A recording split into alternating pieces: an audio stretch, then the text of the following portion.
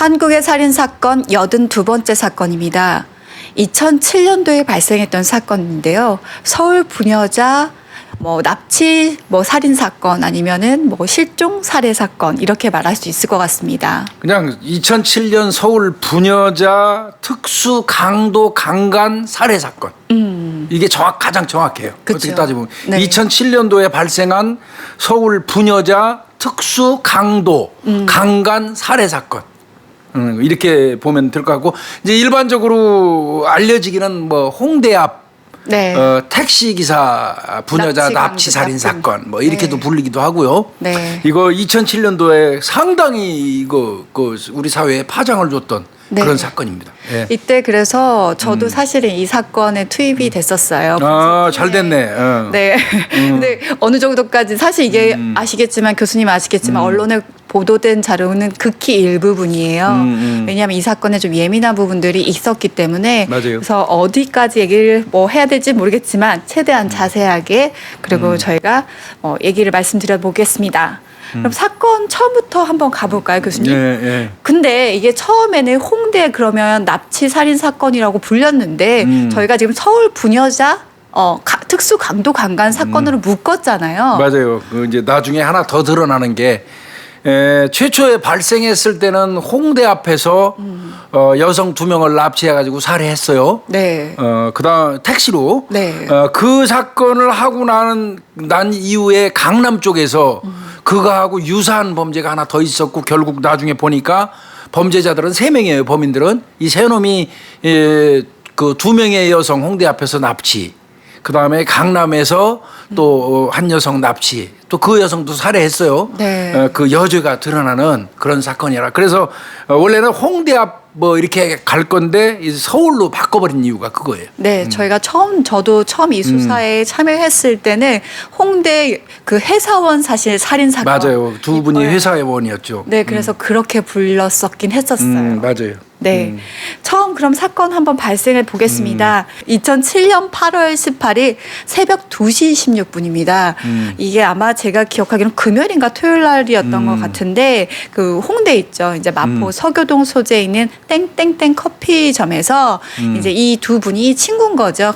네, 회사원들인데 임 씨하고 이제 김 씨 2명이 커피를 마시고 이제 집에를 귀가하려다가 실종됐던 사건이에요. 그러니까 8월 18일이면 2007년도 8월 18일이면 한여름이에요. 네.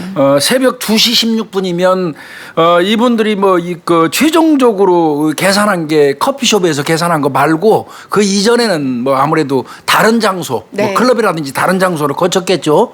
그리고 최종적으로 커피 마시고 이제 두 사람이 택시를 탄 건데 보니까 임 씨 같은 경우는 그 당시 24살이고 한남동에 거주하는 여성이었고요. 네. 그다음에 김 씨는 23인데 아마 동갑 같아요. 생일이 이제 만 나이 따지니까 23살에 논현동에 거주하는 여성이에요. 이 두 사람이 이제 그 커피숍에서 커피를 마시고 나간 뒤에 그대로 행방불명이 돼버린 그런 사건인데 네. 요 사건이 이제 먼저 터진 거죠. 8월 18일 날, 그렇죠? 그렇죠. 그리고 이제 이따가 다시 설명하겠지만 여죄에서 나오는 부분 미리 일단 언급을 하면 이틀 뒤에요. 8월 20일 날 02시예요. 네. 02시에 강남구 2호선 그 지하철 네. 그 강남역 부근이죠. 그 부근에서 이 번호미상의 영업용 택시를 타고 귀가 중이던 28살 먹은 김모 씨라는 여성이 역시 또 실종이 됐던 그런 사건인데 요게 이제 그러니까 한 이틀 간격으로 벌어진 사건이죠. 네. 근데 사실 이 사건이 인지된 거는 훨씬 더 뒤였어요. 그렇죠. 아주 훨씬 더 뒤는 아니고요. 조사 과정에서 더 나왔으니까. 네, 이거는 이제 강남 사건은 그 뒤이고요. 첫 번째 이 사건이 인지된 건 사실 8월 21일인가요? 아마 네. 그 형사과에 그때 접수가 되고 8월 20일 날 아마 그 임 씨의 모친께서 계속 연락이 안 돼서 당연히 그렇죠. 네, 네. 그래서 가출인 신고를 해서 가출인 신고를 하면 사실 우리가 바로 형사과로 넘어가는 게 아니고 아시잖아요. 회의를 하고 이것이 범죄 사실이 있느냐 여부를 따지는데 그렇게 넘어가면서 이것이 범죄 사건, 살인 사건과 연관돼 있다 해서 수사가 된 겁니다. 그러니까 이 사건은 2개의 경찰서가 관할한 거예요. 네. 홍대 앞 용산 경찰서 관할이니까 그 용산서. 그 다음에 이제 아까 강남 그 지하철 강남역 부근에서 없어진 여성 같은 경우는 이 구리 쪽에 거주하던 사람이에요. 그러니까 구리 경찰서에서 전담 수사팀이 만들어진 거예요. 네. 처음에 왜 용산서지 하실 텐데요. 이 임 씨가 첫 번째 가출 신고가 된 그렇죠. 건데 임 씨의 거주지가 그때 용산이었어요. 한남 용산 한남도. 네, 그래서 이제 이 어머니는 청주 분이셨고 그래서 딸이 연락이 안 되니까 이제 연락을 해서 용산서에서 그 아마 수사를 하다 보니까 이제 우리가 하나씩 거치겠지만 카드 내역이라든지 아니면 이제 휴대폰이 꺼진 거 뭐 이런 걸 상황을 봐서 범죄랑 관련성이 있겠다 생각을 한 거죠. 용산 경찰서에서 조금 전에 김윤희 프로파일러 말씀하신 대로 임 씨 어머니가 신고하니까 용산 경찰서 강력팀에서 맡아가지고 그 없어진 임 씨 휴대폰 통화 내역을 분석을 시작한 거예요. 그쵸. 그게 이제 1차예요. 그래 봤더니 임 씨 그 통화 내역이 쭉 나와요. 네. 2007년도 8월 18일 날 02시 24분경에 이 임 씨 휴대폰을 복원해 보니까 112 신고한 게 나오네. 네. 112. 이거 저희 당일날이에요, 당일날. 네. 그때 이것도 저희가 분석하느냐고 되게 그랬었는데 02111 뭐 이렇게 누르냐 아니면 111 누르냐 그리고 나중에 이제 그 막 그냥 111 말고도 번호가 찍혔던 게 몇 개 있었어요. 근데 이거 뭐 싸움 과정 중에서 이제 뭐 제압 과정에서 눌렸을 것 같았는데 또 우린 그 찍힌 번호를 또 막 해석하고 그때 분석했던 기억이 나는데요. 그때 111 신고를 하게 되면서 근데 이게 이 커피숍에서 나오고 나서 한 6분 있다가 그렇죠. 02시 16분에 나왔고 24분에 112 눌렀으니까 네, 6분. 네. 뭐 6분에서 8분. 8분. 네. 그래서 아마 그때 그럼 이게 바로 누른 거잖아. 네, 급습해서 했던 건 아닐 거다. 그렇죠. 뭐 이런 식의 얘기들이 이제 있으면서 그건 맞아요. 왜 그러냐면 커피숍에서 02시 16분에 나왔는데 뒤에서 급습을 해서 112 눌렀다면 16분대 아니면 17분대에 112 신고가 갔어야 되잖아요. 네. 근데 8분 정도 있다가 02시 24분에 24분에 112가 1초 동안 누른 거예요. 통화는 못 했어요. 그랬다면 이거는 어느 정도 시간이 흐른 다음에 한 거니까 급습은 아닌 거예요.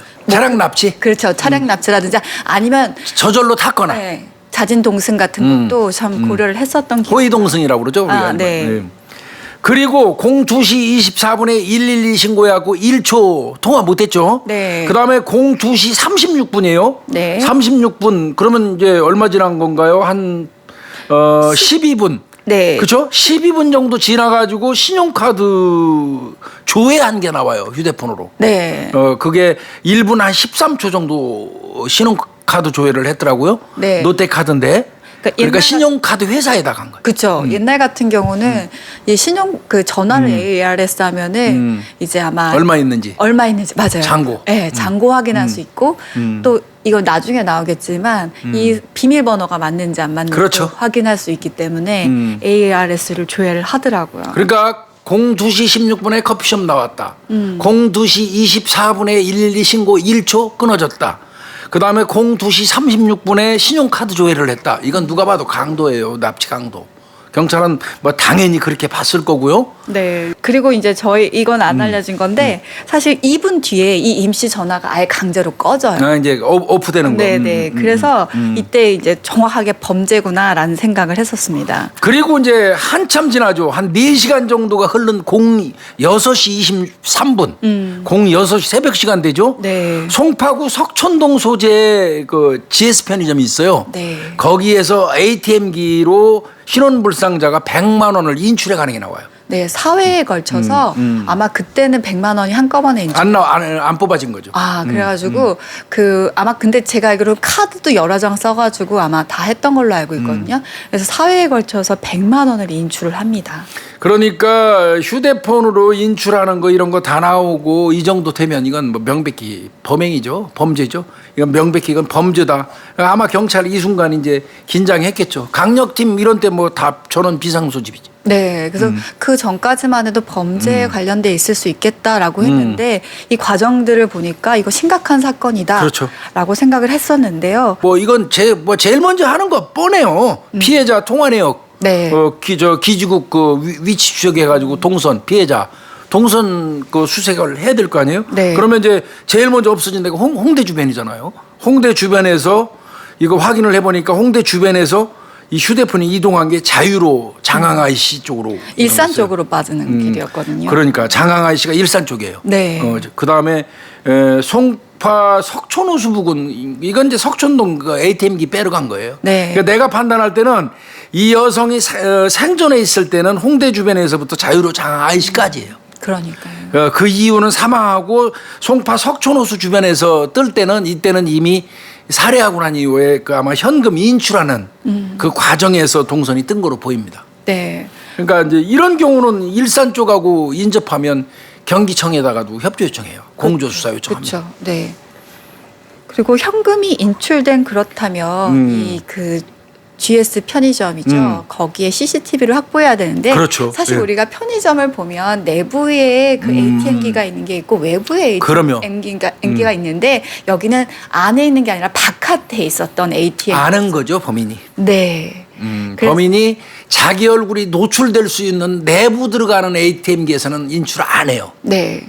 그러니까 이건 밖에서 한 거죠. 네, 그래서 밖에서 해서 사실은 안에서요 그냥 지나가는 건 저희가 그때 CCTV 있어가지고 봐서 그때 인상착의, 그러니까 옷 입었던 거는 안에서 바깥에 CCTV가 이제 그 내부에서 바깥 보이는 게 있잖아요. 거기서 뽑아낸 거죠. 뽑아낸 거고 사실 ATM기에서는 모자나 얼굴이 그래도 거의 다 나오지는 않았다고 하더라고요. 이게 이제 CCTV 확보해서 보니까 자 검정색 모자 썼는데요. 이거 굉장히 의미 있는 모자예요. 나중에 설명드리겠지만 프로스펙스 마크가 붙어 있는 까만 모자인데 이 모자 모양이 좀 특이합니다. 그 모자 모양 이제 우리 PD님이 그 그림 자료로 보내주겠지만 우리 저 중고등학교 다닐 때 쓰는 모자 같은 거 있죠. 경찰 모자 쓰는 것처럼 돼 있고 약간 빵떡진 모자. 예. 그런 그 프로스펙스 마크가 그 새겨져 있는 그런 그 특이한 검정색 모자, 흰 티셔츠. 네. 그다음에 청바지 계통의 바지를 입은 남자예요. 네. 그래서 사실 주변도 뭐 CCTV 분석을 했을 텐데요. 그래도 이 ATM기 분석, 그러니까 왜냐하면 명확하게 막 자료가 나온 게 아니어가지고 그래서 그때 교수님 얘기하셨듯이 이 모자에 되게 집중적으로 당연해요. 수사를 했다고 합니다. 엄청나게 나중에 이제 그 저 중요하다는 걸 이제 알게 될 겁니다. 아까 저희가 임 씨의 그 피해자 핸드폰에 대해서 막 조회하고 했던 게 있었잖아요. 네. 근데 이게 그 김 씨 핸드폰도 사실 다 똑같이 조회하고 그렇죠. 그렇게 오프를 해요. 그렇다면 그 임 씨하고 김 씨가 같이 있었던 걸로 그렇죠. 확인이 되는 거고. 그러니까 동일한 그 기지국 내에 동일한 시간대에 같이 위치하는 게 나왔다면 두 사람이 같이 있었던 거죠.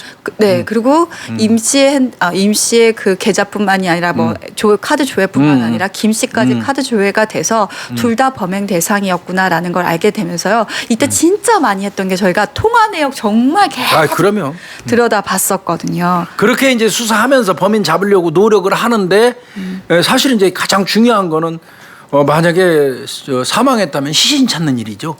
네. 그러니까 이게 이제 경기에다가 장항 IC 부근으로 빠졌으니까 경기청에다가 협조해가지고 이거 협조 공문 내려온 거 내가 기억이 지금도 생생해요. 머릿속에. 내가 경기청 산하에 있었기 때문에 지금도 이 기억이 나요. 네. 그 공문이 내려와서 이제 찾고 있었는데 8월 22일 날이에요. 그러면 8월 18일 날 없어졌잖아요. 네. 8월 4일 만이죠. 네. 4일 만에 8월 22일 날 오후 6시 반에 이 경기 일산시 서구 구산동에 있는 그 육군 백마부대가 있어요.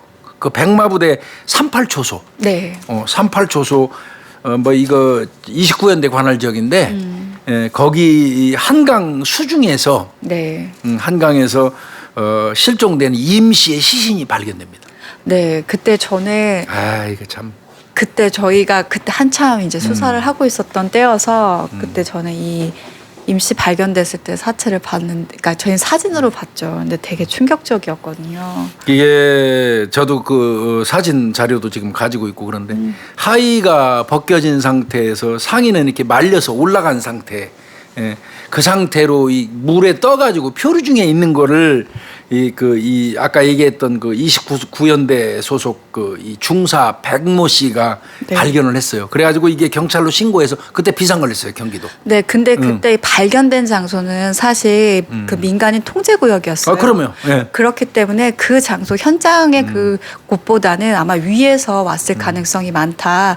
와, 우리가 이 현장을 볼 것이 아니라 어디서 왔을 지점에 그러니까 대해서 떨어진 그 흘러온 지점. 포커스를 맞춰야 되겠다라는 생각을 했었었고요.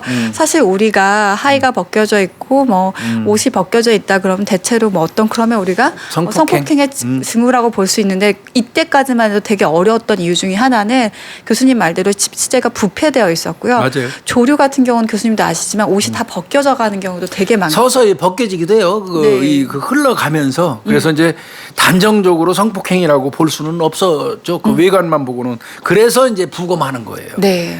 근데 자, 뭐 잘 아시겠지만 이런 경우에는 부검은 어디서 하나요? 당연히 서부 일산서에서 처리를 하겠죠. 네. 그렇죠? 네. 변사자가 발견된 곳에서 그리고 이제 그 용산서라든지 이런 데하고 협조가 되는 거죠. 그래서 일산서에서 이제 변사 처리를 해가지고 22일 날 발견되고 24일 날 10시에 국과수에서 부검했어요. 그 부검 그때 이제 뭐 아까 얘기한 것처럼 뭐 성폭행이라든지 이런 부분 등등이 나오게 되는 거죠. 네, 그러다가 이제 사실 피해자 제가 기억하기로는 피해자에 대해서 옷은 상의 정도만 입고 거의 다 걸친 게 없었던 상태였고요. 그다음에 이제 여기 팔목에 이제 그 우리가 클럽 홍대 그 거리를 갖게 되면 출입증 같은 것들 있잖아요. 그거 이제 붙이는 거예요. 밴드. 네, 그거에 대한 수사도 그래서 많이 했었고, 그다음에 교수님 뭐 아시겠지만 부패된 시체를 보게 되면 굉장히 많이 눈도 나오고 막 이래가지고. 그건 이제 나중에 이제 과학수사 때 설명드리려고 하는데 사천왕상 현상이 나타나죠. 네. 그래서 사실 참 보기가 안쓰러웠던 또 여름이라 부패가 빨리 진행이 됐었고요. 이제 국가수 부검했고요. 네. 그러고 이제 한편으로는 그 실종 장소로 추정되는 그 커피숍 부근 거기도 CCTV 같은 거 찾아봐야 되잖아요. 네. 그거 하고 그다음에 현금 인출된 장소일 때도 또 목격자가 혹시 있는지 예. 납치할 때 뭐 이런 것도 좀 조사를 해야 되고요. 네. 이제 그런 과정이 있었고 제일 중요했던 거는 아까 이 통신 수사했다고 그러는데 이거 서교동에서는 아까 2분 만에 꺼졌다는 거 임양 휴대폰 같고요.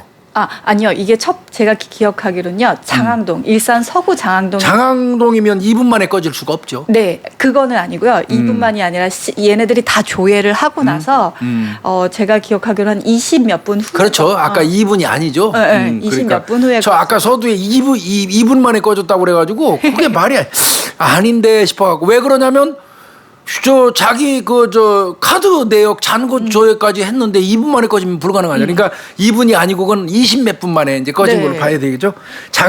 일산 장항 2동에서 휴대폰이 오프됐죠. 그렇죠. 네. 법고동. 그게 법고동에서. 임시 핸드폰이 거기서 네, 오프가 되고 벚꽃동에서는 김씨 핸드폰이 오프가 돼요.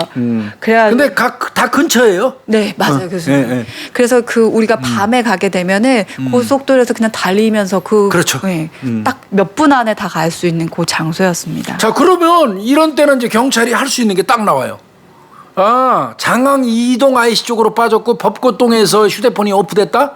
그러면 그쪽으로 갔을 거 아니야, 차가. 네. 그러면 그 간 차를 또 찾아봐야 되겠죠. 네. 그러면 그런 경우에 차를 찾으려면 뭐를 하겠습니까? 자동 판독기 있잖아요. 네. 그래서 범행 시간은 나왔잖아. 8월 18일 날 02시 50분부터 50분부터 06시 사이. 맞아요. 그러니까 다행히 새벽 시간대니까 많지는 않아요. 그 사이에 일산에서 서울 방향으로 진입한 차. 왜 그러냐면 일산에서 이미 시신 처리하고 석촌호수 쪽으로 돌아와서 돈 뺐잖아요. 네. 그러니까 돌아왔을 거 아니에요. 그러니까 일산 방향에서 서울 방향으로 거꾸로 나오는 차를 찾는 게 최종적으로 나오죠. 네. 사실 그래서 들어가는 차, 나오는 차. 그렇죠. 어떻게 보면 그 차를 볼 수 있는 거죠. 그리고 그래서, 수사 범위도 조금 좁힐 수 있고요. 그러니까 그런 경우는 이제 자동 판독기 그다음에 과속 단속하는 CCTV 이거 이제 다 보거든요. 그리고 당연히 아까 말씀드린 저 CCTV 홍대 주변 거기 CCTV는 정밀 분석 당연히 할 거고요. 네. 근데 이때 사실 그때 진짜 열심히 다 보셨던 걸로 기억이 나는데 범행 딱 그 장면은 많이 사실 포착이 안 됐던 건. 안 됐죠. 네, 그랬던 것 같더라고요. 안 나왔어요. 네. 안 나왔습니다. 범행하는 장면은 안 나왔어요. 그리고 이제 한편으로는 또 군에다가도 협조를 해요. 시신 그 발견된 그 장소를 중심으로 해서 김 씨가 안 보이잖아요. 그래서 이때까지만 해도 공개 수사를 저희가 안 했어요. 그리고 언론에 공개되는 걸 극도. 이때 네. 납치, 부녀자 납치니 뭐니 해가지고 사회가 굉장히 혼란할 때예요. 그때가 그 네. 시기가 진짜 많았거든요. 많았어요. 네. 2007년도에. 그러다 보니까 또 김 씨가 살아 있었으면 그래서 공개 수사 못 한 겁니다. 네, 그래서 언론에도 이때 맞습니다. 당시까지만 해도 아예 보도가 거의 안 됐었던 상황이. 2명을 납치했는데 임 씨는 시신이 발견됐다고 치더라도 김 씨가 발견되지 않은 이상 뭐 인질로 잡고 있거나 어떤 형태로 살아 있을지도 모르기 때문에 그런 경우에는 언론에 대대적으로 보도하고 하면 혹시 살아있던 김 씨도 생명이 위험할 수 있기 때문에 이런 경우에는 비밀리에 수사하는 게 맞습니다. 네. 그래서 이제 아마 구사단 28년대 쪽에다가 부탁해가지고 혹시 김 씨도 같이 사망했으면 시신 있을 거니까 한강 그 수색에 협조 요청까지 또 하게 되는 거예요. 그러니까 군, 경 뭐 다 같이 수사한 겁니다. 네. 공 2시 10분경에 이제 나갔으니까 그러고 나서 8분 만에 한도액을 조회했다는 그렇죠. 거잖아요. 그리고 6시 23분에 사실 이게 인출한 게 잔액이 없어서 현금 서비스를 받는 거였었거든요. 그리고 100만 원. 네. 25만 원씩 4번 한 거예요. 네. 그러니까 아마 이게 그 돈이 아마 잔액이 없는 걸 확인하고 나서 현금 서비스를 받았고 나중에 나중에 밝혀진 바로는 이게 임 씨인가 김 씨 핸드폰에 그 카드만 사용했는데 범인 한 명이 김 씨 그 카드의 그 비밀번호를 잃어버려요. 그래가지고 그때 요 돈만 뽑을 수 있었다고 하더라고요. 못 뺀 거죠, 그러니까. 네. 이미 그 두 사람은 살해한 거예요, 그러니까. 그러니까 다시 비밀번호 물어볼 수 없어서 잃어버렸기 때문에 김 씨 거는 인출을 못 한 거고 임 씨 거만 25만 원씩 4번에 걸쳐서 100만 원 인출을 한 거예요. 그래서 사람들도 그때 그 형사님들도 그 얘기를 하셨었다고 하더라고요. 왜 못 뽑았냐. 그 얘기를 하시더라고요. 교수님처럼 이미 이 사람도 사망했을 가능성이. 그렇죠. 사망했으니까 다시 물어보지 못하고 김 씨도 현금 서비스는 카드가 있으니까 받을 수 있거든요. 똑같이 회사원이고 둘이. 예, 그러니까 그런데 김 씨 거만 못했다는 얘기는 김 씨도 사망한 거로 형사들은 추정할 수밖에 없어요. 그래도 혹시 살아있을 거를 대비하고 주의하는 거는 뭐 경찰의 기본적인 입장이고 하여튼 이 순간 아마 이 부녀자 상대 범죄라는 거 납치 범죄라는 거는 경찰들이 다 했고 또 대체로 이런 범죄 하는 놈들이 면식범일 수도 있으니까 면식범도 배제하면 안 되니까 또 주변 사람들 수사 엄청나게 하게 되죠. 그때 그래서 혹시 클럽이랑 그때 홍대 거리에 관련된 사람들이 있을까봐 젊은이들이라든지 뭐 거기 관련 수사도 엄청 많이 하셨었거든요. 맞습니다. 네, 그래서 일단은 지금까지 8월 그때 아마 3일까지는 그 시신이 발견되고 수사를 이제 촘촘히 해야 되겠다. 그리고 김 씨가 아직 미발견됐고 연락 두절된 상태다. 어쨌든 부녀자 상대로 범죄를 한 것들은 맞다라는 추정이까지가 그때 결론이었습니다. 근데 이제 좀 아쉬운 부분이 있는 게 뭐 있냐면요. 그 GS 편의점 쪽 밖에 있는 ATM기에서 인출했잖아요. 네. 근데 그쪽 그 주변에 팡팡 노래방 뭐 이런 거 등등 해갖고 CCTV가 몇 개 있었어요. 4개인가 있었는데 저장이 안 되는 그 CCTV예요. 그래서 깝깝하게 된 거예요. 그게 이제 저장되는 요즘은 거의 다 저장이 되는데 그거는 감시용이에요, 그냥. 네, 옛날엔 그냥 저장 안 되고 흘러가기만 하는. 그렇죠. 감시만 하는 그런 형태에서 장면이 저장이 안 돼가지고 굉장히 아쉬웠던 그런 사건입니다. 그래서 그때 어마어마하게 모든 수사를 확대를 다 했었어요. 왜냐하면 이제 면식범 수사 같은 경우는 사실 좁혀서 어느 정도 할 수 있잖아요. 그렇죠. 근데 이거는 납치 같은 경우는 비면식의 살인 가능성이 또 뭐 많고 특히 이런 경우는 뭐 우리가 강도의 목적인지 성폭행의 목적인지도 잘 모르다 보니까 그리고 홍대 또 심지어는 잠실까지 가다 보니까 또 경기도까지 그러니까 엄청나게 수사 범위가 넓었던 걸로 기억이 나요. 그러니까 이제 봐요. 이제 우선 기지국 수사라는 거는 이제 쉽게 얘기해서 위치하는 거예요. 위치. 네, 자, 홍대 주변에서 02시 16분에 없어졌죠. 네. 그러면 그 없어진 부분을 관할하는 기지국 반경을 쫙 그려가지고 그 시간대에 휴대폰 통화한 사람들 전부 뽑아요. 자 이제 그 납치 장소, 그다음에 시신 유기 장소 있잖아요. 그 유기 장소도 그 시간대에 기지국 쫙 뽑아갖고 그때 그 장소에 있었던 사람 뽑아요. 무지하게 많겠죠. 그다음에 휴대폰이 꺼진 장소 있죠. 꺼진 때 그 장소에 있던 사람들. 그다음에 현금 그 인출 장소 있죠. 네. 그때 거기 있던 사람들 한 몇 명 어마어마했을 겁니다. 새벽 시간대라고 해도 그나마. 네. 그나마 새벽 시간대니까 적어도 자 납치 장소 주변에서 반경 아마 2km 뭐 좁히면 500에서 300으로도 줄일 수 있어요. 그러니까 가장 좁은 단위부터 늘려가기 시작하니까 내가 생각할 때는 홍대 주변에서 없어진 장소 02시 16분경에 그 장소 한 반경 300에서 500m 안에서 휴대폰 통화했던 사람들을 다 뽑을 거예요. 네. 그다음 두 번째로는 시신 유기 장소 아까 그 있잖아요. 네. 그 장소에서 그 시간대에 기지국 그려가지고 통화한 사람들. 그러니까 엉뚱한 사람들이 조사 엄청 당하는 거죠. 그 다음에 휴대폰 꺼진 장소 있잖아요. 네. 그 장소를 중심으로 또 뽑아. 그 다음에 현금 인출하는 ATM기 그 장소 공교롭게 그 반경 한 300에서 500m 들어가서 휴대폰 통화한 사람은 다 대상자예요. 네. 그러니까 엄청나게 많은 숫자가 동시간대 통화잖아 하여튼 다 뽑아가지고 이 사람들을 이제 조사를 하는데 생각보다 의외로 이 사건은 잘 풀릴 수 있었던 게 네. 중복 통화자가 있어요. 공범이 있다는 얘기죠. 네. 중복 통화자가 나와요. 네. 그래서 사실 그러면 네 군데 아까 얘기했죠. 납치 장소, 시체 유기 장소, 휴대폰 꺼진 장소, 현금 인출 장소. 요 네 군데에서 공교롭게 그놈이 계속 전화번호가 뜬다면 네. 사실은 나중에 교수님 뭐 말씀하시겠지만 사실 네 장소 중에 세 장소에서 그러니까 공통적으로 뜨는 사람이 있어서 그 사람 한 사람이 딱 있는 거죠. 네. 그거는 확실히 이상한 거 아닙니까? 네. 용의적이 네 장소가 있는데 네 장소에 왜 그 새끼는 꼭 거기 있었어요? 세 군데나. 그럼 이거 비슷한 범행 시간대. 그러니까. 그래가지고 이제 그 사람은 수사를 받게 되는데, 네. 그때 이제 그거는 이제 나중에 사실 우리가 엄청난 데이터를 뽑아서 그렇죠. 나온 결과고요. 이제 그 이후에도 수사를 할 때 되게 많이 했었어요. 엄청나죠. 예. 네. 그래서 현금 뽑은 장소 ATM기 30만 원 또 뽑은 게 있었죠. 네. 다른 카드로. 다른 카드로. 예, 예, 예, 예. 그러니까 그 전에 혹시 이 사람들이 이 카드 말고도 다른 이 피해자나 아니면 혹시 이런 카드를 뽑은 내역이 있나 확인해 보니까 또 카드 30만 원을 뽑았더라고요. 그놈이 뽑은 게 네, 30만 원. 네. 그래서 또 인출 장소 주변에 그럼 이 근처에 배회하는 놈이겠다. 아, 그러니까 그거네요. 25만 원씩 4번에 걸쳐서 현금 서비스를 받은 놈 100만 원 그 피해자 걸로부터 뽑은 놈이 다른 ATM기에서 30만 원을 뽑는 게 나왔단 말이에요. 네. 그 30만 원은 범죄 피해자 카드인지 아닌지 여부는 모르지만 하여튼 그 놈이 범인으로 추정되는 놈이 30만 원을 또 인출하는 곳이 있단 말이죠. 그 기계를 교수님 아까 얘기했듯이 ATM기를 아는 놈일 거다라고 생각을 해서 그럼 다른 시간대에 이렇게 비슷하게 생긴 놈이 그렇게 생긴 놈이 다른 ATM기에서라도 뽑았으면 그런 게 있나 했었을 때 아마 고거에 30만 원이 나온 걸로 제가 그러니까 그 놈은 어찌됐건 25만 원씩 4번 받으면서 인상착의가 나왔기 때문에 네네. 그 인근에서 꼭 그날이 아니더라도 이렇게 생긴 놈이 그 현금 뽑고 있는 게 있나 하고 살펴보는 중에 현금 그 30만 원을 인출한 곳이 하나 더 나온 거예요. 네. 그놈이. 네. 그래서 예. 그 카드를 아마 의뢰를 해서 이 카드 인적상 알아봐 보라는 수사도 진행을 하고 있었던 걸로 알고 있어요. 예, 예.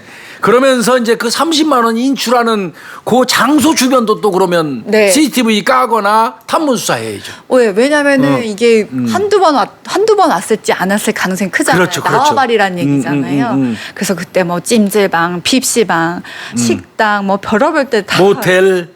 뭐 그러면서 인출 사진 그거 진짜 모자밖에 안 나와 있거든요. 사실 모자밖에 없죠. 근데 모자가 특이하지만 하여튼 모자밖에 안 나와 있어도 그래도 이제 그거 보여주고 다니면서 뭐 찜질방 가서 PC방 가서 모텔 가서 이런 사람 혹시 아느냐고 이제 물어보기 시작한 거고 내가 알기에는 2년 동안 그 인근에 있는 현금 인출기 사용한 사람은 다 발취했어요.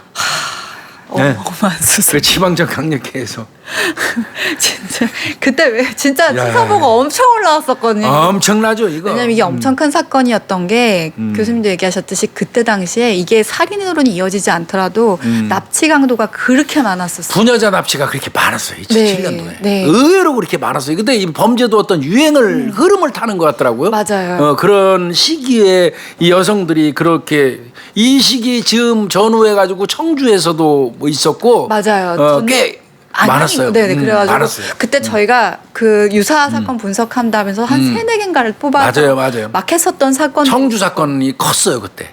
청주 택시기사 납치살인 사건이 컸어요. 그러니까요. 그게 진짜 유행이 따르는 게요. 그 전에인가 그 후쯤엔 또 어떤 사건이 있냐면 부동산 보러 온다 그러면서 그래가지고 이제 들어와서 여성 혼자 있는. 뭐 방만 골라가지고 들어왔던 사건들도 그때 당시 또 한참. 맞아요. 2007년에서 9년 사이. 맞아, 교수님. 경찰들이 유추 딱 한 거예요. 이거는 호의 동승. 손 든다고 태워줄 것 같지 않고. 그렇다고 강제로 타는 과정이었다면 그 주변에 시끄러워서 본 사람이 있을 텐데 목격자도 없어. 그러면 택시 가능성을 경찰들이 가장 염두에 뒀던 것 같아요. 네. 택시를 탔다가 이게 혹시 택시 기사에 의해서 납치된 게 아닐까 해가지고 범행 전에 이 도난해가지고 또 혹시 그 수배가 돼 있는 영업용 택시 이거를 전부 다 뽑습니다. 네. 근데 그때 당시만 해도 왜 그런 파악이 금방 안 되냐라고 하겠지만 그때 당시는 블랙박스도 사실 많이 설치돼 있지 않았었던 맞아요. 거고요. 그때는 막 미터기 있어서 다 위치 파악이 다 안 되는 것들도 있었기 때문에 그리고 뭐 그때는 다 등록해서 사람들이 뭐 하는 경우도 아니었기 때문에 이제 뭐 그때 수사도 좀 택시 기사를 좁힌다고 하더라도 어려웠다고 하더라고요. 그래서 이제 8월 23일 날 그 당시에 그 김원배 경찰청 그 수사연구관 정말 베테랑이고 이분이 어떻게 보면 대한민국 과학 수사 이거 기초를 놓으신 분이에요. 네, 김원배 그 수사연구관님하고 서울청 강력계 사건 분석반 경사 강상철. 네, 지금 이분이 이제 경감되셨었나? 제가. 경감됐어요? 네, 저랑 사건 분석반이시니까. 13년 됐는데 아직 그때 경사에서 지금 경정되셨나? 경정은 됐겠지. 한 세 개는 가지 않았을까? 그때 그 아침마다 그래서 저희 사건 보내주시는 분이셔가지고 아직도 기억나요, 강상철. 그다음에 이제 과학수사계 서울청 그 행동 그 분석팀 해가지고 네, 제가 회의. 있어요. 네. 이게 많이 했어요. 행동 분석팀. 그래서 그 결과 나온 게 영업용 택시 운전자 또는 그 택시 도난 차량, 그다음에 이제 금품이라든지 성범죄 목적의 연쇄 그 범행 가능성이 있다는 의견이 제시됐다고 그래요. 네. 이거 이제 이렇게 제시하면 수사관들한테 하달이 되죠. 네. 어떻게 보면 나침반 역할을 해준 거지. 사실 많이 이미 용산서에선 가닥을 잡고 계시긴 했었거든요. 근데 이제 어쨌든 아시잖아요, 교수님도 이게 힘을 더 더해주게 되면 그럼 우린 수사 방향이 틀리지 않았다라고 생각하는 확신을 갖고 수사할 수 있잖아요. 그래서 그때 아마 이런 부분들이 얘기가 됐었고 저희가 자료를 정리해서 보내드렸던 기억도 납니다. 임양 같은 경우는 하나은행 비시카드하고 롯데카드 있었고요. 네. 김양은 하나은행 카드 비시카드만 있었어요. 나중에 보니까 아까 말씀하신 것처럼 언론 보도는 통제했죠. 김양 때문에. 네. 김양이 생사를 알지 못하는 상황에서 그 발표하면 안 되니까. 네. 사실 임양하고 그 김 씨가 발견된 시간이 하루 채가 안 돼요. 그 격차가. 그럼에도 불구하고 그 시간 안에 또 다른 수사가 엄청 많이 진행이 되고 있었거든요. 이제 8월 23일 날 11시 14분경에 드디어 김포시 월곶 그 대산리 200m 해상에서 변사체가 하나 표류하는 게 또 나왔어요. 이게 네, 김양인데 네. 이거는 해병대 오연대 그 상병 김모 상병이 초소근무하다 발견한 겁니다. 네. 그때 25km 그 김 씨랑 임 씨가 발견된 데에서 25km 떨어진 데서 발견이 됐었어요. 썰물 따라서 이렇게 이동한 것 같아요. 네. 임진강이요. 그 김유희 프로파일러 하나? 그 임진강하고 한강하고 합류하고 이런 지점하고 바다하고 합류하는 지점에 썰물 그 밀물이 상당히 그 격차가 심해요. 그 물살도 굉장히 그쪽이 맞아요. 세고 그런데도 그 북한에서 귀순하는 사람들이 거기를 넘어오곤 해요. 풍선 하나 공 같은 거 하나 타고 수영해서. 그때 진짜 교수님 얘기하시니까 기억나는 게 그때 물살이 굉장히 세다라고. 네, 그래서 엄청 세답니다. 그래서 그때 옷이 벗겨진 게 거의 물살 때문에? 물살 때문에 그럴 가능성도 있다라고 제시가 많이 되긴 했었어요. 하여튼 이거는 요번에는 해병대 이제 장병이 그 발견했는데 거기에 민통선 부근이기 때문에요. 네. 인양 바로 못 해요. 이제 그 초소에서 살펴보니까 시신이 떠 있는 걸 봤는데 그 인양은 좀 보류하고 있다가 11시 14분에 눈으로 확인했는데 보류하고 있다가 오후 1시 10분에 네, 맞아요. 인천 해양경찰이 가가지고 해상에서 인양한 겁니다. 네. 그래서 지문대조했더니 김 씨가 맞습니다. 김 씨 맞습니다. 김양이 맞습니다. 네. 그때 또 이제 사실 상하이는 제가 알기로는 다 기억 없었던 완전 걸로. 나치였습니다. 네. 그리고 엄지손가락에 붕대. 그다음에 오른손 반지. 네. 반지가 이렇게 딱 끼워져 있는 게 전 아직도 기억나. 이렇게 동그란 이렇게 선이었었는데 그러면서 사실 이거 부검을 했었었는데 결과가 크게 없었던 게 너무 부패가 많이 돼서 사실 하루만 지나도 그때 한여름에 그러니까요. 그래서 그때 성폭행 여부라든지 이걸 확인이 못 되다 보니까 이게 뭐 강간 사건인지 성폭행 사건인지 여부에 대한 것도 불명확했고요. 나중에 아시잖아요. 부검서에 이 위에 여기 흔적이 있긴 하나 단정할 수 없다. 아주 편하게 쓰죠.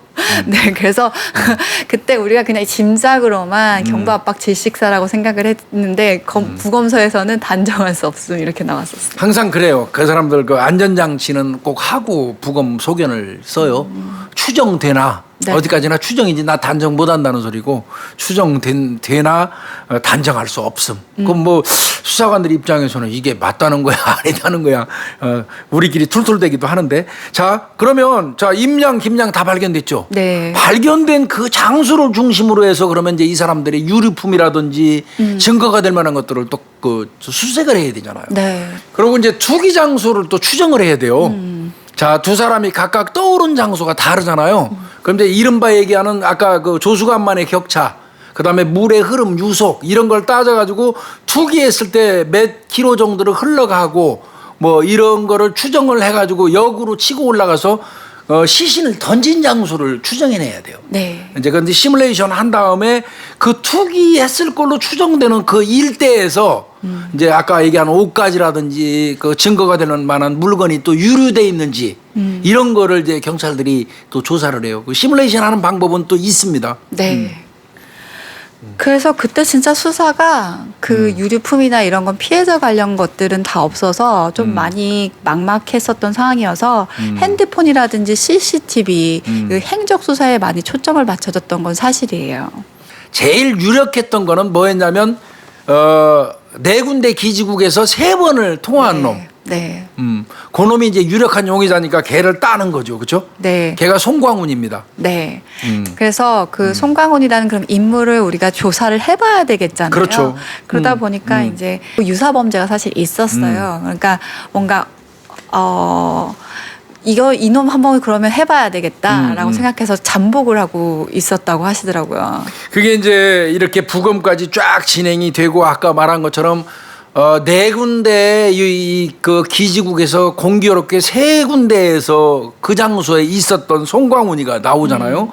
그래서 송광훈이를 이제 추적하다 보니까 8월 30일 날 네. 02시에 경에 이제 송파구 삼전동에서 송광훈이 먼저 검거해요. 네. 그다음에 순차적으로 이호성이라는 이름이 이상하게 우리 사건 의뢰에 등장을 많이 하는데 그다음에 박철수 이렇게 3명을 검거하게 되는데 그래서 이제 불러드릴게요. 송광훈이 같은 경우는 38살 남자입니다. 네.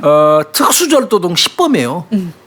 대리운전하고 있을 때 그 당시에. 네. 그다음에 이호성이는 30살이에요. 택시기사 맞습니다. 네. 폭력 등 5범이에요. 그다음에 박철수는 35살. 네. 무직인데 특수절도동 3범이고. 네. 그러니까 전과자 3명이에요.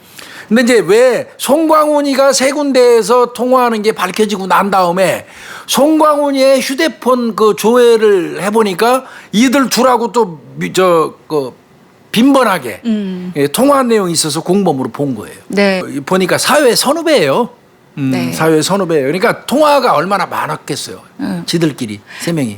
그러니까 제가 기억하기로는 이 3사람이 원래 뭐 우리는 사회 친구끼리 알려졌다 그랬는데 약간 그 뭐 매제랑 뭐도 연결이 돼 있고 뭐 또 이 그 박철수는 아마 송광훈 통해서 이호성을 알게 됐고 뭐 이렇게 해가지고 사회에서 만났는데 이 사람들끼리 뭐 게임하면서도 친해지고 약간 그렇게 됐다고 하더라고요. 그러니까 이 송광훈이가 얻어놓은 그 송파구 삼전동 오피스텔에서 검거했거든요. 네. 박철수 같은 경우도 무직이지만 옛날에 전 전직 택시 기사였었어요. 네.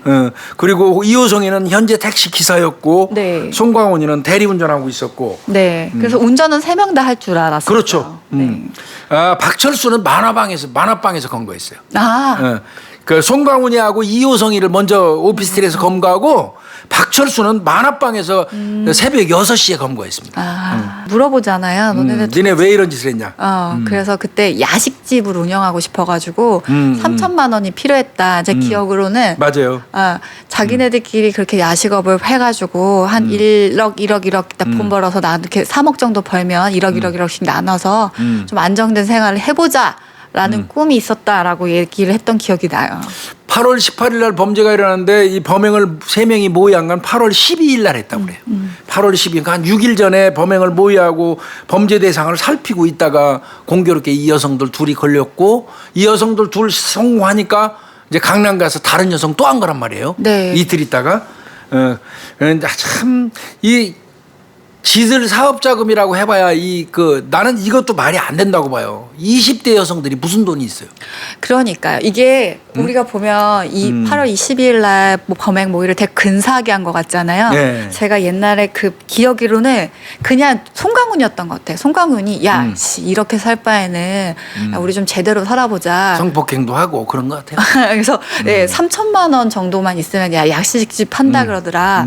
우리 그러면 어떻게 할까? 그러니까 야 우리 택시 강도나 할래? 너 어차피 너 택시 빌릴 수도 있고 막 이런 식으로 얘기되면서 막 그렇게 한 게 아니라 그럼 해봐요. 막 이러면서 뭐 넌 뭘 준비해, 넌 뭘 준비해 이런 것도 아니었대요. 그냥 자기네들이 각자 알아서 뭘 준비해 왔대요. 범행 도구들을. 그러니까 박철수 같은 경우는 전직 택시기사였다고 그랬잖아요. 네. 전직 택시기사는 현재는 무직인데 박철수가 먼저 택시회사 해가지고 이거 진짜 문제 많은 게 이거였어요. 네. 도급 택시. 네. 도급 택시가 뭔지 아시죠? 네, 그러니까 빌릴 수 있는 거야. 그렇죠. 그 택시를 하루만 빌릴 수 있는 건데 이때 기억으로 6만 원으로 아마 도급 택시 비용을 빌렸던 걸로 알고 있어요. 그러니까 도급 택시가 뭐냐면요. 지금은 택시 기사들이 택시 회사에 소속이 돼 있잖아요. 네. 그러니까 택시 기사로 되려면 자격 시험도 보고 그래요. 요즘에는 맞아요. 택시 기사분들은 요즘 시험도 보고 회사에서 관리가 되는데 2007년 당시 이 사건이 날 때만 해도 도급 택시라는 게 있었는데 이건 원래 불법이에요. 도급 택시는 하면 안 되는데 택시 회사에서 택시 운전할 기사는 부족하지.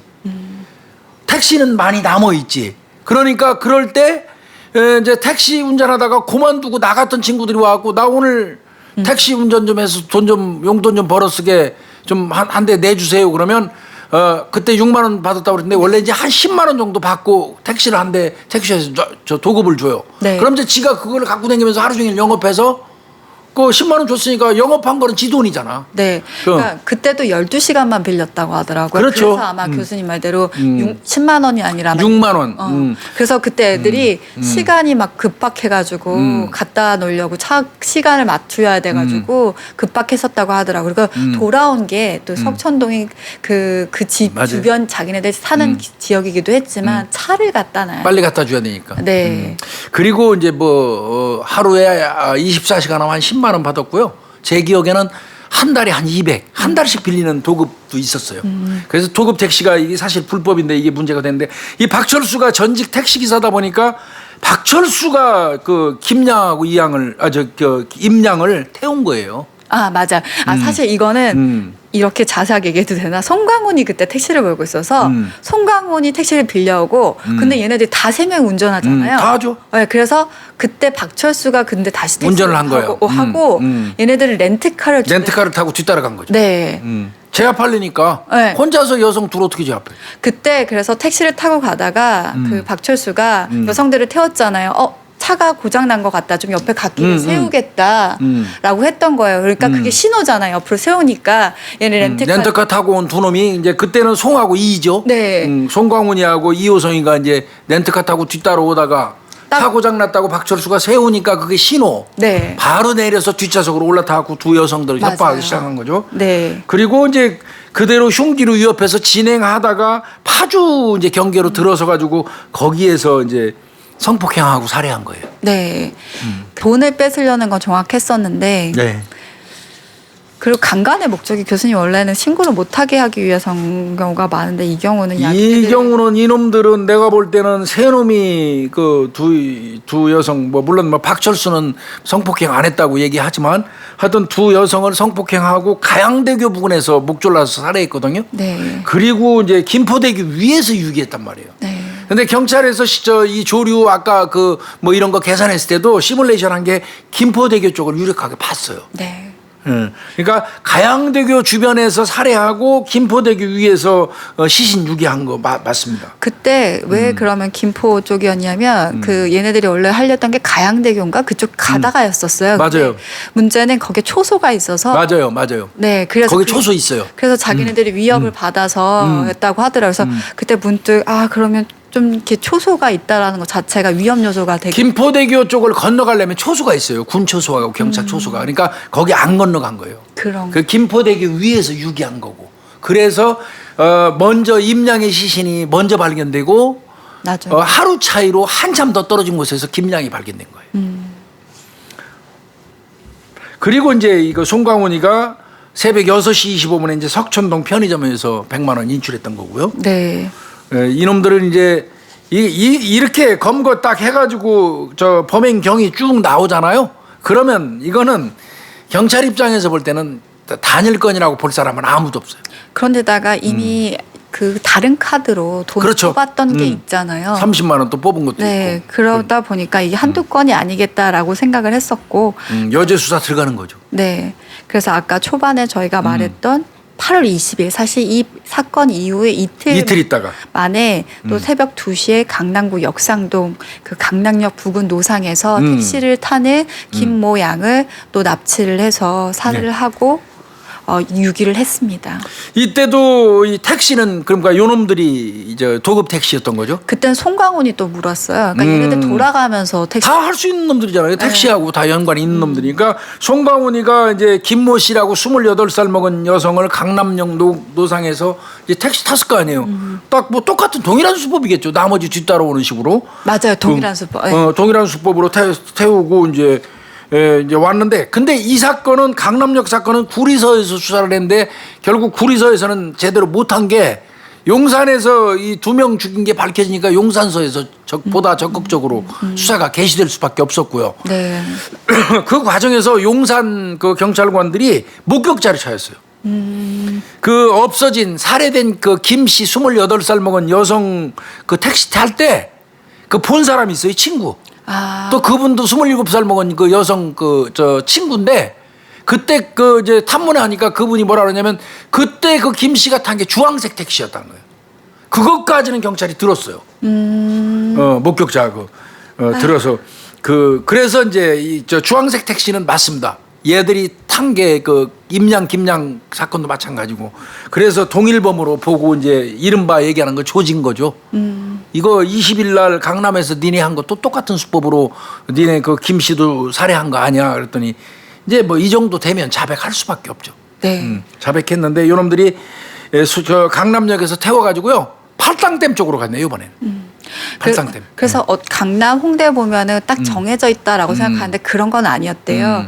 다 자기 차를 타는 그냥 그 여성이었대요. 그렇죠, 그렇죠. 서울 일대를 그냥 다 돌아다녔다라고 하더라고요. 그래가지고 강남역에서 태워서 팔당댐으로 가서 팔당댐에서 이 운동화 끈으로 교사를 했어요. 성폭행하고. 그리고는 이제 강변북로 쪽으로 오다가 워커힐 호텔 부근에서 한강에다 유기한 겁니다. 네. 그래서 김 씨 같은 경우는 이제 그렇게 된 거고요. 그러다 보니까 워커힐 그쪽이 구리 관할이거든요. 그래서 구리 경찰서가 붙었던 거고. 그때 이 김 씨 같은 경우도 8월 25일 날 아침 6시 3분에 한남대교에 밑에서 내에서 표류하고 있던 것을 발견하게 됩니다. 그러니까 이놈들은 두 번에 걸쳐서 택시 기사를 가장해가지고 3명의 그 여성들을 유인해서 성폭행하고 살해하고 사치 유기하고 요놈들이 그래가지고 강취한 돈은 전부 합치면 400만 원이에요. 그리고 교수님 이 돈은 그래서 너희 어떻게 썼니?라고 했더니 차 갖다 주고 렌트비하고 그 다음에 다 유용비로 썼답니다. 뭐 야식집을 무슨 다 거짓말이에요. 이것들 만약에 그 저 제때 이 새끼들 검거 못했으면요 이 사건 진짜 연쇄적으로 계속 날 뻔했어요. 네. 예, 증거물 다 압수했죠. 택시 당연히 택시에서 흔적 나오고요. 흉기 위협할 때 쓴 흉기 그다음에 이제 모자 나오고요. 이제 그렇게 그 해서 뭐 증거도 명백하고 그런데 요게 이제 요놈들 그 재판 가고 전부 다 세 놈 다 무기징역 받았거든요. 네. 근데 이때 웃기는 일이 있었어요. 이 재판 과정에서. 네. 송광훈이가 주범이었잖아요. 사실은 네. 주도적으로 범행한 건 송광훈이 맞아요. 근데 이 박철수하고 이호성이는 아씨 우리가 똑같이 송광훈이하고 저 주범도 아닌데 무기징역을 똑같이 주면 이게 말이 되냐고 펄펄 뛰었어요. 사실은 그 살해한 건 다 송이에요. 송씨요. 맞아요. 네. 실제로 살해한 거예요? 네. 그리고 뭐 박철수 같은 경우는 아예 강간 자체를 안 하긴 했어요. 근데 문제는 뭐냐면 움직이지 않게 잡아줬다는 거예요. 이거 똑같고 공범해요. 네. 공범해요. 그게 자기네들이 살해를 안 했다라고 하는데 그게 뭐예요, 교수님? 그게 살해한 거지. 그 말도 안 되는 소리. 근데 하여튼 이거 시끄러웠답니다. 재판정에서. 송광훈이 무기징역 줬으면 실제로 죽이고 성폭행하고 앞장선 건 송광훈인데 나 박철수, 나 이호성이 왜 내가 송광훈이랑 똑같이 무기징역 받냐? 우리는 그거보다 적게 해줘야 되는 거냐고 펄펄 뛰었다는데 재판장이 웃으면서 그 했어요. 스스로 니네들 스스로 누가 시킨 것도 아니고 범행이 가담했고 아까 김윤희 프로파일러 얘기한 것처럼 이심전심 알아서 했어요. 모의만 딱 끝나면 차 빌려오고 뭐 하는 거 등등. 네. 이건 알아서 이심전심 알아서 했거든요. 그건 뭐예요? 스스로 범행 가담한 거 아니에요? 그러니까 얘네들이 범행 도구를 다 따로 지네들이 구입. 그러니까요. 진짜 따로따로. 그래서 제가 아직도 기억나는 게 박철수 같은 경우는 그 범행 도구를 사오라고 해서 사왔냐 했더니 아니 이게 필요할 것 같다 그래서 얘기를 사갖고 왔다. 자기 그러니까 알아서. 네. 그러니까 스스로 범행에 가담한 거잖아요. 그러니까. 재판부에서도 그 얘기했어요. 스스로 범행에 가담했는데 그 죄가 어떻게 다를 수 있냐. 그리고 이 사람들은 니들 셋은 그 재판관이 볼 때 정상인으로 복귀 가능성이 없어 보인다. 그러면서 셋 다 똑같이 무기징역 때려버렸어요. 그냥 확정했어요. 네. 그러면 이 사건은요. 이게 이제 그 아까 제가 말씀드린 것처럼 검거 3포인트가 있어요. 검거 제가 오늘 말씀드리고 싶은 건 이거예요. 이제 그 당시에 곽정기 용산 형사과장 상당히 수사 잘하는 네. 친구 네. 알고 있는데 검거 3포인트가 있는데 첫 번째 1번이 모자예요. 모자. 이 모자는 그 모자가 아까 제가 말씀드린 것처럼 PD님 그 올려주실 거죠 사진. 이렇게 챙이 있는 고등학생 모자 같지만 여기 납작한 거, 네. 좀 특별한 그 프로스펙스 그 모자인데, 요게 그 전해까지 700개가 팔렸대요. 별로 안 팔린 거네. 많이 안 팔린 거예요. 그 모자 내가 봐도 참 그 대단한 사람들 아니면 못 쓰겠더라. 튀어나온 사람 아니면 그런 스타일의 모자 좀 그렇거든요 좀. 네. 근데 하여튼 독특한 성향을 그런 안목을 가진 분들이 쓰는 모자 같아요. 근데 700개 팔렸다면 700개 다 조사했을 거예요. 아마 이게 쉽게 안 잡혔으면. 네. 700개 사간 사람들 엄청 힘들었겠죠.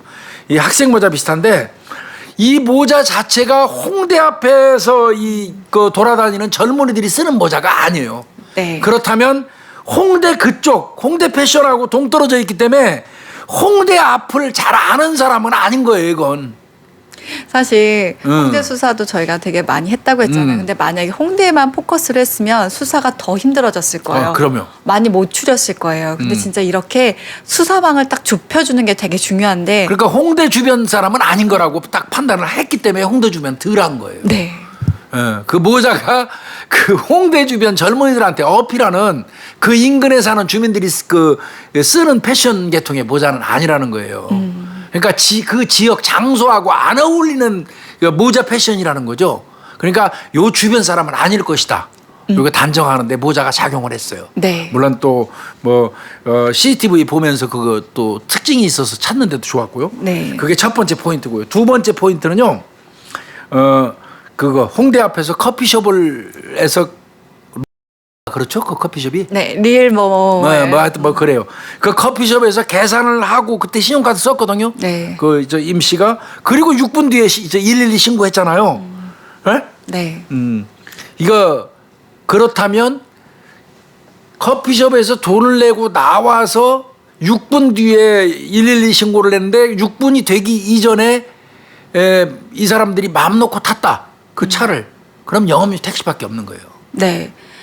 만약에 예, 그 상황 자체가 안에서 뭔가 급습을 당했거나 아니면 위협이 큰 상황이었다고 한다면 그 내가 전화기를 타자마자 뺏기는 상황이거나 그렇죠. 그랬다면은 이 112를 못 누르는 상황이거든요.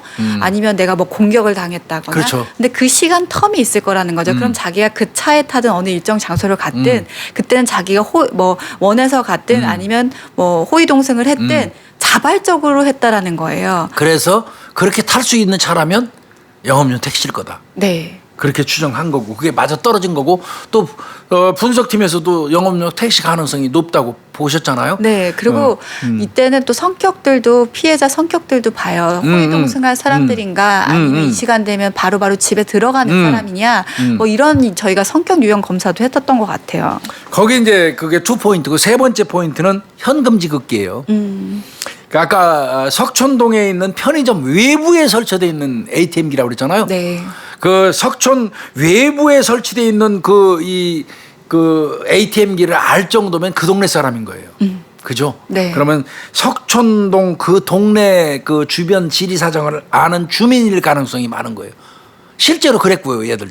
그리고 이 박철수가 사실 이거 인출을 했는데 얘가 CCTV를 알더라고요. 어떻게 하더라도 화면이 찍힌다라는 걸 알아서 모자를 가려도 찍히는 걸 알아서 그 선이 있는데 그 선 바깥으로 나와가지고 돈을 뽑았다고 했어요. 그럼에도 불구하고 사실 이게 자기 잡히는 포인트가 된 거죠. 그러니까 이제 그 3포인트는 택시 운전기사다.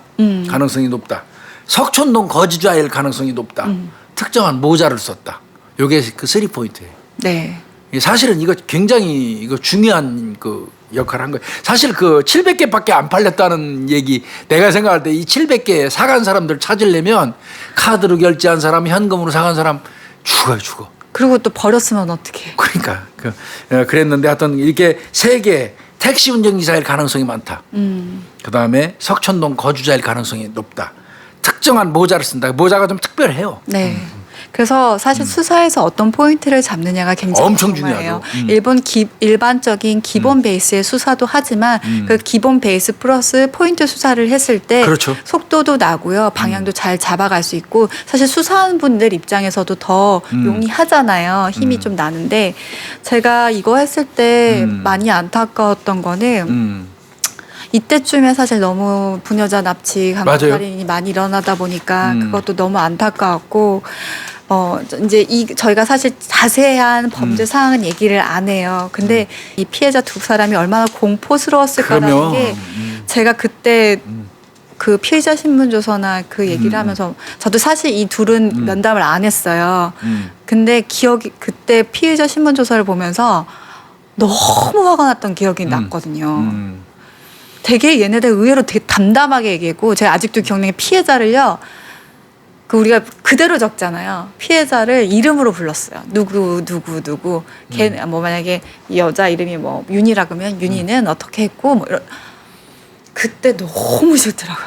그러니까 이놈들은 이미 아까 말씀드린 것처럼 송광훈이가 특수절도등 10범이에요. 10범.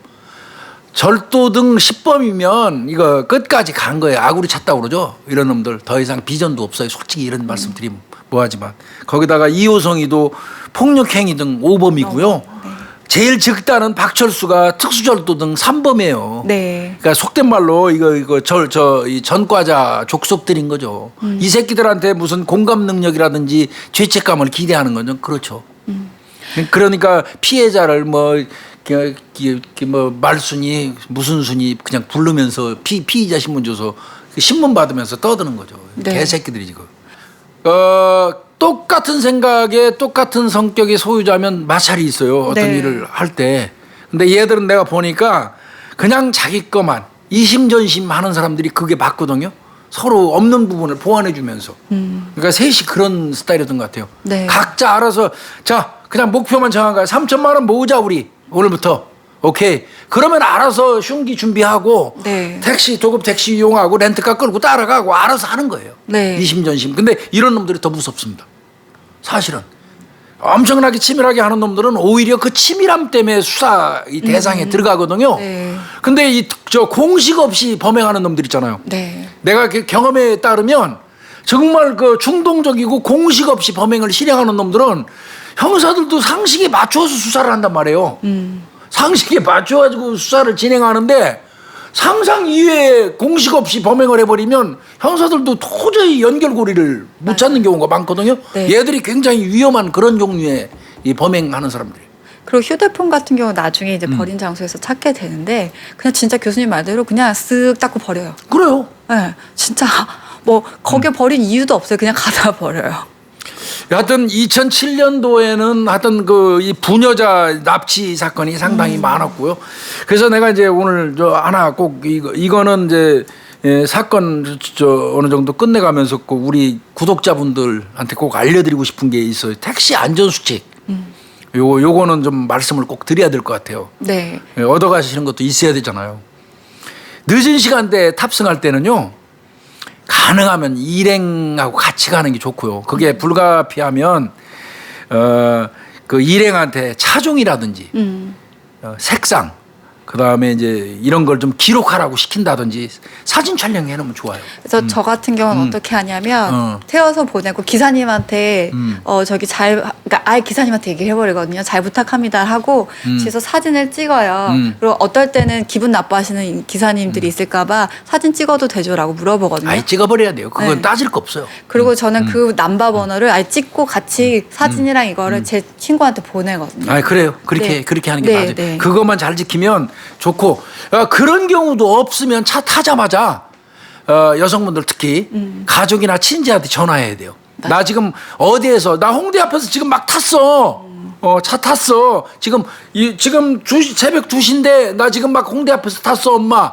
이 뭐 오빠 그러면서 일부러 알려야 돼요 전화. 일부러 알려서 택시기사가 알아듣게 해야 돼요. 네. 이거 굉장히 중요해요. 이거 뭐 창피하거나 뭐 그거 가릴 필요 없어요.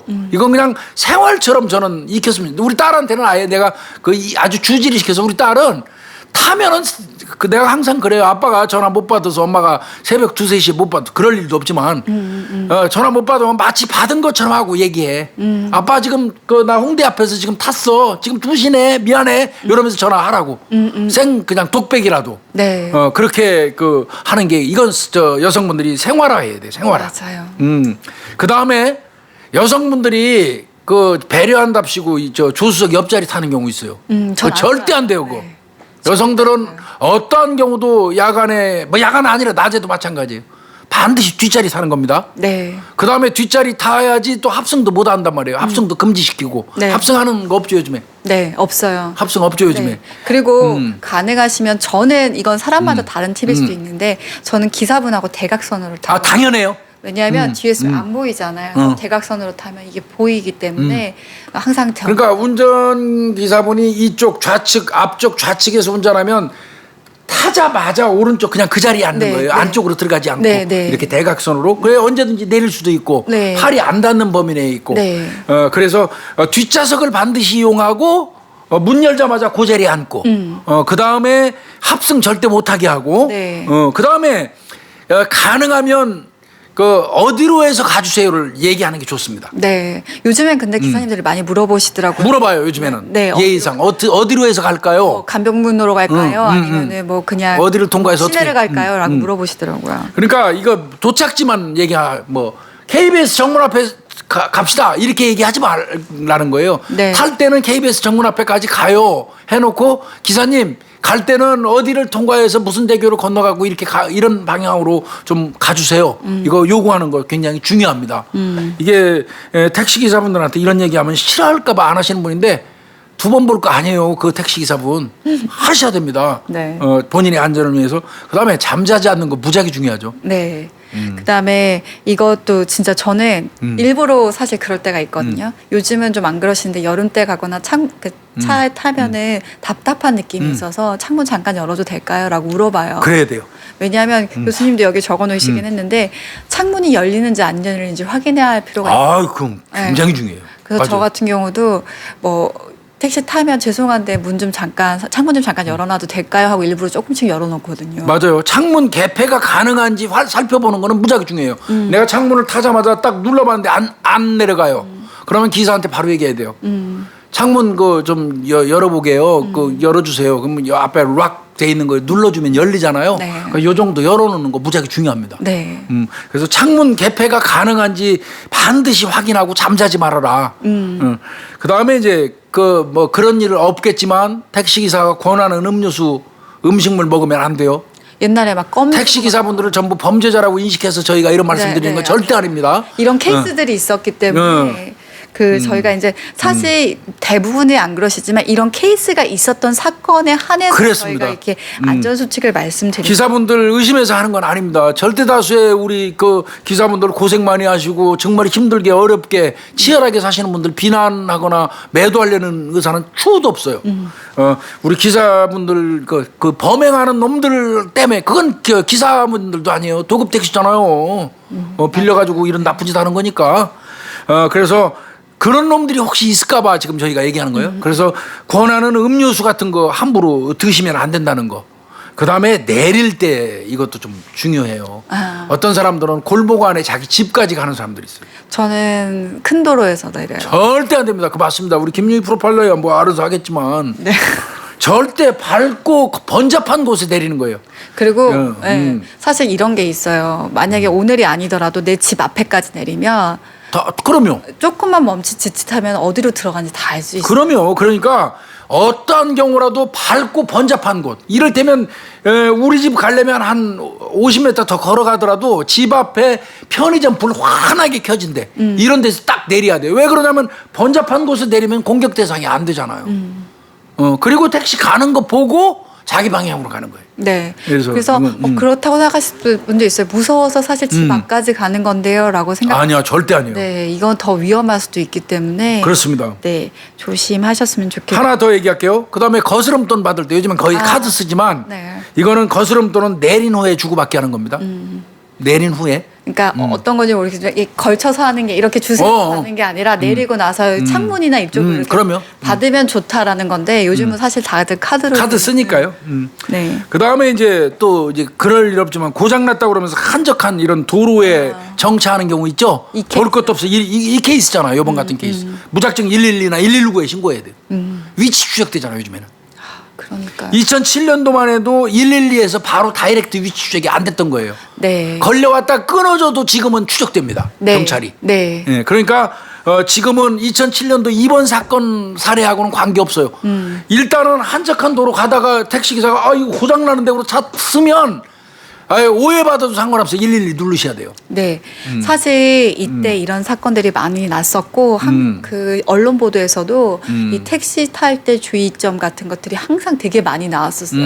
그래서 그때 많이 보완된 점들이 반영이 많이 됐었고 항상 뭐 어떻게 타세요? 아니면 또 뭐 택시 운전사들의 그 보증을 강화해야 된다라는 얘기들이 한참 많이 나왔었어요. 그래서 다 개선됐어요, 사실. 네, 네, 맞아요. 지금 제가 알려드린 한 67가지 택시 타실 때 우리 여성분들이 요거만 좀 주의하시면 아마 거의 그 범행 그 대상자가 되지는 않을 것 같아요. 그리고 요즘은 콜택시 사실 많아서 그럼 콜택시 차라리 부르고요. 네, 어지간하면. 네. 요즘 남으면은 그런 게 있는데 또 뭐 그거 기다리는 시간 아깝고 바로 앞에 있고 하나면 이렇게 이런 요령으로 타시면 좋을 것 같아요. 그리고 저는 사실 여기 중에서 거의 다 지키는데 이게 되게 번거롭고 너무 많은 것 같은데 습관되면 그냥 그대로 나와요. 맞아요. 습관 돼버려야 돼요. 네. 잘하시는 거예요. 네. 또 우리 김유희 프로파일러 또 어디 납치돼 가면 큰일 나잖아. 내가 그 구하러 가려면 힘들잖아.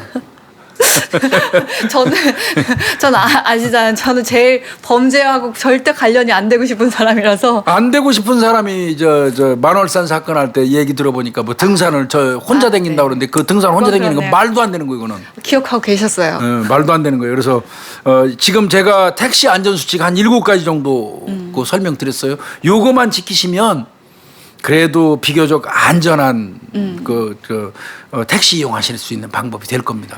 사실 우리가 두 명이 같이 타면 누구와 동행을 하면 좋죠, 그러면. 안전할 거란 또 생각을 했기 때문에 사실 이렇게 그건 맞아요. 네, 두 명이 같이 타면서 좀 안심을 했던 것도 있었을 것 같아요. 근데 지금 같으면 김유희 프로파일러 112 눌렀다 1초 만에 끊어졌어도 바로 위치 추적됐지. 맞아요. 지금 같으면. 그러니까 그 시스템이 구축됐잖아, 지금은. 그래서 그게 아쉬워.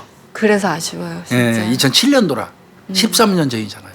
사실 이 아이들이래요. 이분들 되게 어리거든요. 24, 23이야. 애기들이죠, 네. 애기들. 회사 갓 들어간 지 얼마도 안 됐었을 거예요. 그래서 참 안타까운 사건이고요. 그래서 무기징역 받고 절대 안 나왔으면 좋겠어요. 예, 이거 뭐 오늘은 뭐 사건 소개하면서 어떻게 보면 후미에 얘기한 택시 안전수칙 네. 이게 우리 구독자님들한테는 영향가 있는 이야기가 될 수 있을 것 같아요. 네. 여러분들 안전이 최고시니까요. 맞아요. 네. 무엇보다 이런 안전 수칙 꼭 지켜주시 부탁드리겠습니다. 예, 네. 수고했습니다. 교수님 고생하셨습니다.